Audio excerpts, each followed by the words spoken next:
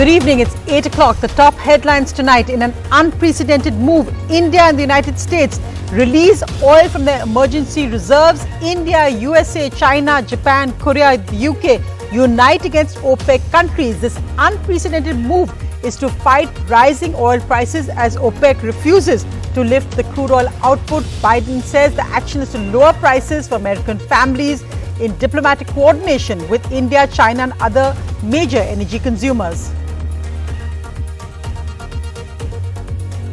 Clear skies today, but boats are still out in India's IT city Bengaluru. The Prime Minister speaks to the Karnataka Chief Minister on rain damage. Residents flee waterlogged apartment buildings. Waterlogging everywhere, but irony is there's no tap water to drink for many in these buildings. As rain destroys crops in the Andhra floods, tomato is now over 100 rupees a kilo at the wholesale market there in Chennai. Tomato selling at 140 rupees per kilo. Mamta in Delhi and an open door policy for new entrants. Mamta says Jai Haryana, Jai Bangla as she mentions ex-Haryana Congress leader Ashok Tanwar. Kirti Azad, also Congress leader, joins Mamta's party today, as does ex-Nitish leader Pawan Verma. Congress leader says Mamta Banerjee is BJP's Trojan horse. UP के लड़के part 2 Akhilesh Yadav Jayant Chaudhary the Samajwadi Party and RLD finalized their alliance of Western UP. Seat sharing details soon. So it's the BJP versus Akhilesh Yadav's alliance in UP. Oral sex with a minor means a lesser sentence. Allahabad High Court reduces the sentence though conviction stands. A shocking order, activists argue, in a child sexual assault case. After Airtel, now Vodafone hikes mobile phone charges. Stalking on your mobile is more expensive. Reliance's Jio is still silent on tariff hikes. MobiKwik delays its IPO. Is that the Paytm effect? A MobiKwik statement says we will list when the timing is right. The Mumbai police file an FIR against actor Kangana. The FIR is for calling farmers Khalistani on an Instagram post. Meanwhile, it's the Mumbai police versus Kangana again. Our lead story tonight is an unprecedented move by India to steady fuel prices. And this move comes in tandem with the biggest energy consumers of the world. That's India, the United States, China, Japan, Korea and the United Kingdom. The government has released crude oil from its emergency reserves. For more on that, let's go across to Sunil Prabhu. So Sunil, really an unprecedented move by India. They're joining that group of countries that are taking on the cartel of OPEC. That's right, Sonia. I think somewhere down the line, all these countries were feeling the pinch, the fact that the global prices on crude were going to increase. There wasn't enough of production taking place from oil producing countries, and it's in that backdrop that India joined the USA, China, interestingly, Japan, Korea, among others, to ensure that its strategic reserves. India has approximately 90 million, and if not more, 5 million, even though if it is a small amount, is being given to ensure that prices remain stable and hopefully, especially with elections due, these prices will continue to keep the markets down and ensure that for the common man like you and me, prices in petrol and diesel do not increase. Right. And of course, we've seen US President Joe Biden already tweeting that this move is being done to lower prices of fuel for American citizens. India's official statement hasn't come yet, though of course we've seen government sources already saying that this is because OPEC is refusing to increase their output. So as you put it, states and the centre losing out on taxes because they had to cut it after the political outcry over high prices. So this is a move that India will hope will steady and bring down oil prices here as well. Thanks so much, Sunil, for that update. We'll keep tracking that. Meanwhile, what's the latest on the rain situation in the south? Well, even though there was relatively less rain today, the heavy to very heavy rain warning continues in Tamil Nadu. The warning for 3 days is from this Thursday. Also, heavy to very heavy rain likely in Kerala and Andhra Pradesh. So residents should be warned. And today, in Bengaluru, India's IT capital, there were clear skies after days of rain. but the clear skies only expose the devastation left behind. In Bengaluru's high-tech apartment buildings, all you could see was water. Ironically, there was waterlogging, but no tap water in apartment buildings. The Prime Minister spoke to the Chief Minister on the rain damage, and many apartment building residents were leaving Bengaluru today.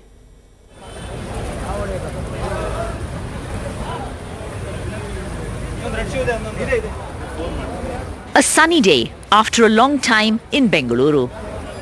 But residents of this large apartment complex in Yelahanka are leaving. In boats, in cars, or wading through the water left by incessant rain that has still not drained away. Absolutely no water. No water, no electricity? No electricity. I had a UPS and little water filled in. Yes. But that's not enough.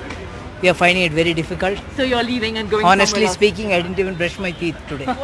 Temporary measures like this, the breaking of the compound wall to make sure that the water can in fact leave the apartment complex. Chief Minister Basavaraj Bommai, who spoke to the Prime Minister about the flood damage in the state, visited the apartment complex.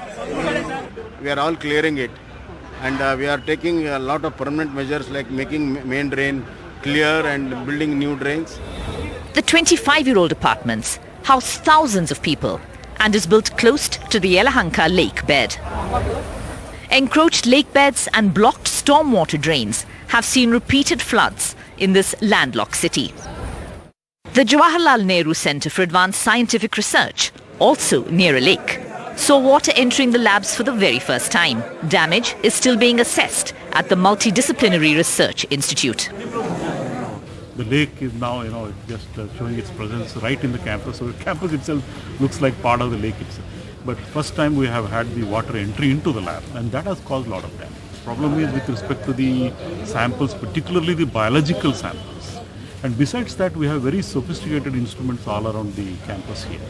And some of the sophisticated instruments have seen, water levels and also moist conditions, which are not good for the health of the instrument. The Manyata Tech Park was also badly flooded and also built in a very vulnerable spot right in a valley. This is certainly not the first time that landlocked Bengaluru has seen flooding. The reasons: buildings coming up on lake beds, coming up on stormwater drains, encroachment of these lakes and drains causing that flooding. The Chief Minister has promised permanent solutions, and the residents of the city can only hope that will actually happen. With DM Kumar, Maya Sharma in Bengaluru for NDTV. The reality of living in India's biggest metros. Meanwhile, the heavy rain in the southern state has sent vegetable prices zooming upwards. Now, Andhra Pradesh is a major producer of the tomato crop, but of course, after heavy rain, that crop's been destroyed, and tomato is now selling at over 100 rupees a kilo in Andhra Pradesh and 140 rupees in Chennai in the last few weeks.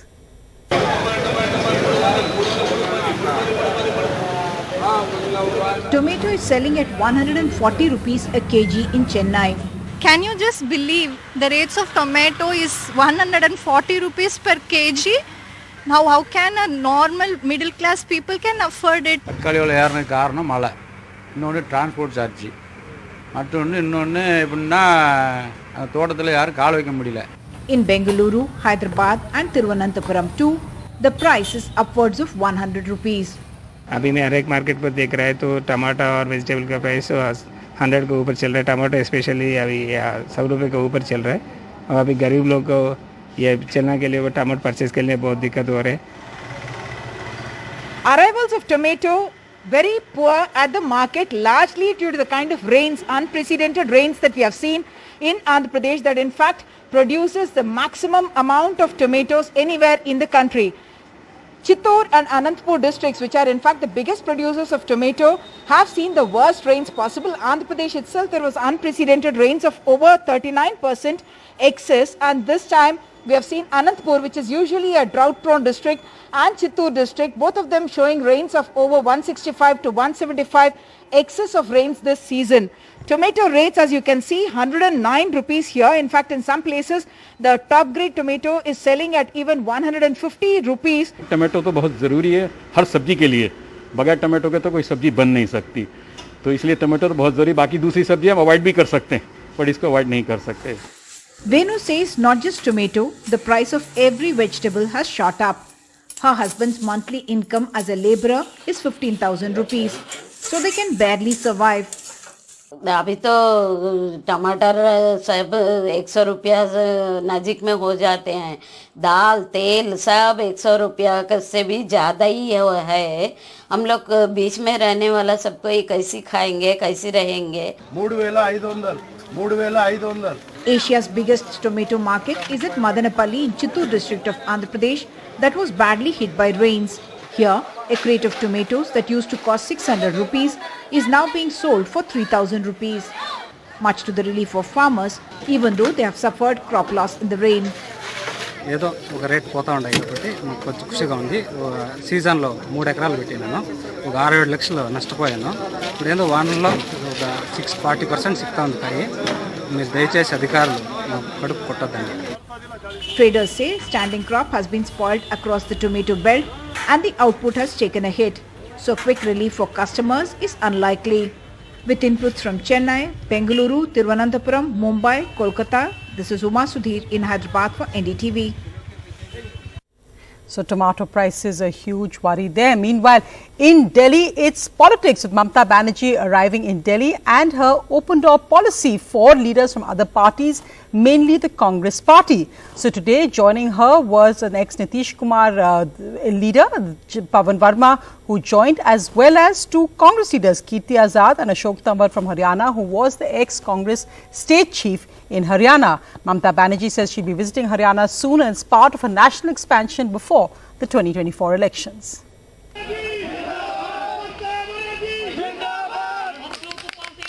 Trinamool Congress in expansion mode, mostly at the cost of the Congress. Batsman Kirti Azad, ex-BJP, now ex-Congress, signed up before Mamata Banerjee, as well as Ashok Tanwar, ex-Congress chief in Haryana. Vande Mataram, Jai Haryana, Jai Bharat, Jai Bangla. They have followed in the footsteps of Abhijit Mukherjee, Sushmita Deb, Luzin Valerio from Goa. Jai Bharat ka साथ साथ state का भी होगा. State आगे ना बढ़ने से central आगे नहीं बढ़ सकता है. Mamata Banerjee also welcomed into the fold Pawan Verma of JDU, expelled in January 2020, at the same time as Prashant Kishore, then Vice President, now full-time poll strategist. I do believe that the TMC can and probably will emerge as the single largest opposition party in the country in due course and be the foremost instrument to provide the challenge to the BJP. आज देश में ऐसे ही व्यक्तित्व की आवश्यकता है जो देश को एक नई और सही दिशा दिखा सकता है. और जब भी कभी हमने देखा है तो दीदी ने लड़ाई जमीन पर उतर के लड़ी है लोगों के लिए. With each new entrant, Trinamool has expanded its footprint into new states. Ashok Tanwar, Haryana, Kirti Azad and Pawan Verma, Bihar.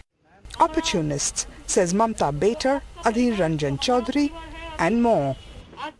But the fact is, she is doing nothing but to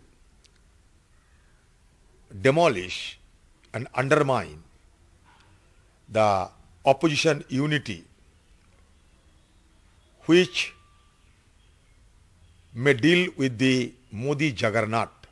For the Trinamool Congress, every new joining is a feather in the cap at this moment. But today's joinings do raise a couple of questions. One, over the possibility of Sonia Gandhi and Mamata Banerjee meeting during this current visit to Delhi, and the impact on opposition unity ahead of 2024 of Mamata Banerjee's Akla Chalo expansion policy.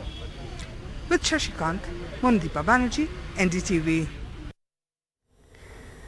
So Mamata Banerjee taking on the Congress here, and Delhi Chief Minister Arvind Kejriwal taking on the Congress in Punjab. Today he said that he didn't want the Congress's garbage joining him. He said that at least 25 Congress MLAs would join AAP if AAP was ready to take them. He also said that the party will announce a chief ministerial face before the elections, saying no other party has done so yet. Congress में भी बहुत सारे लोग हमारे संपर्क में हैं, पर हम उनका कचरा लेना नहीं चाहते। अगर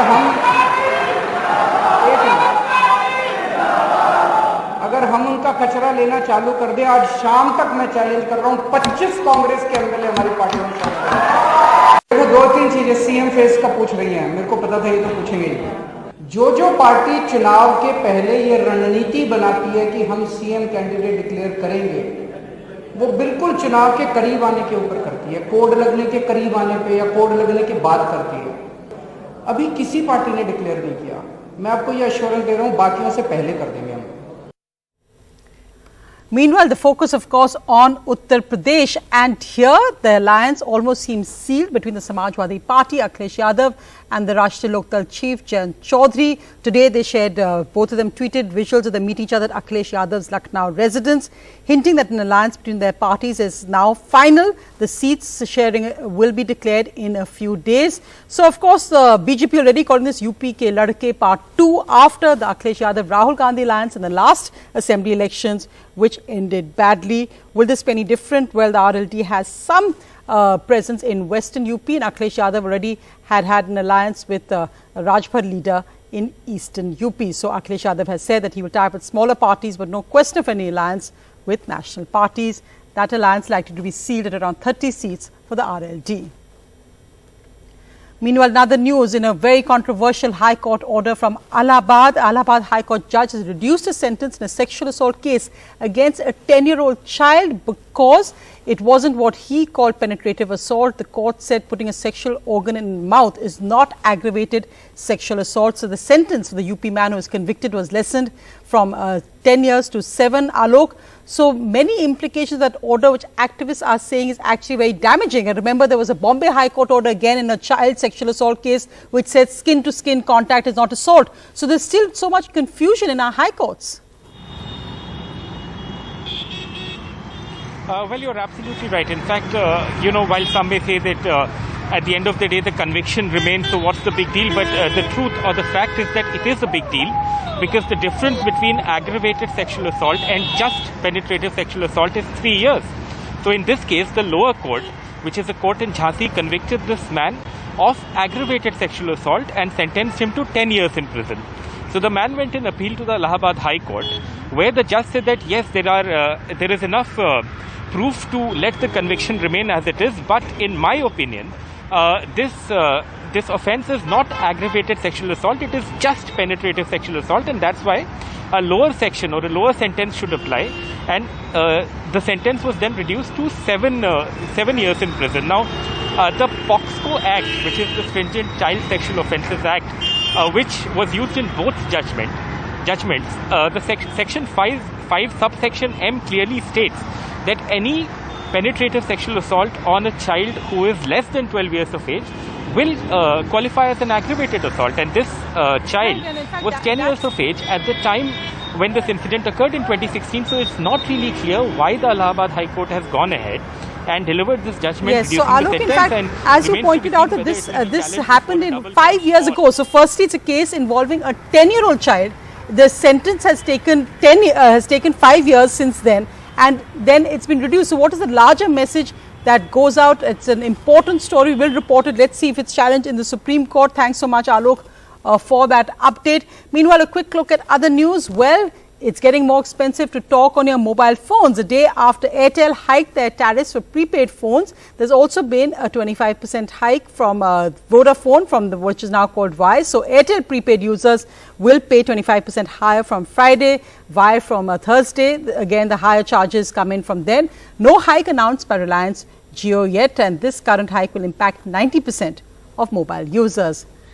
Meanwhile, in other news, the Paytm stock up slightly today, but MobiKwik has decided to delay the listing of their IPO. This decision was apparently taken before Paytm's debut, which has been much less than a dream debut. But MobiKwik told NDTV that they're going to wait till the time is right for their listing.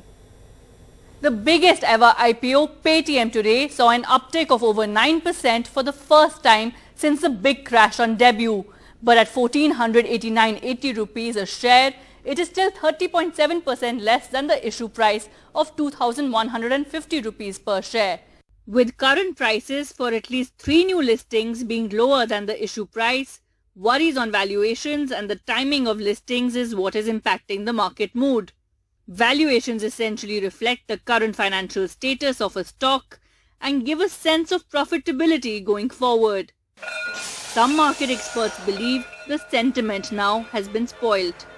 After the Paytm IPO and its performance, there is a big question mark on valuations, and it has spoiled the sentiments for future IPOs. We have to be careful, we have to be cautious. What are we actually paying in terms of price for the growth that is promised?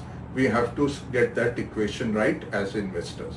While reports suggest fintech firm MobiKwik, a rival to Paytm, may defer their IPO plan, MobiKwik tells NDTV the company is witnessing strong business growth, has a clear path to profitability and will list at the right time.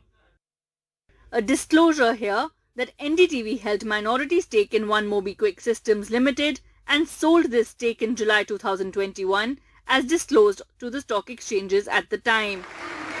While Zomato, Nykaa and Policy Bazaar trade higher than their IPO issue price, there are of course concerns on their valuations and the fact that prices have already fallen from their highs. Shares of data analytics firm Latent View Analytics today opened at 160% premium compared to the offer price of 197 rupees a share and closed at 487.95 rupees per share, 147.7% higher. While this visual of yet another stellar debut for D Street is exciting, it is also a stark reminder that valuations are key. Sakshi Bajaj for NDTV. Well, a quick look at other news. The Mumbai police have registered an FIR against actress Kangana Ranaut, who recently got the Padma Shri for calling members of the Sikh community Khalistanis. The FIR says that she allegedly hurt their religious sentiments by making derogatory statements through her Instagram profile. This is the latest in a series of clashes the Mumbai police have had with Kangana with a series of FIRs.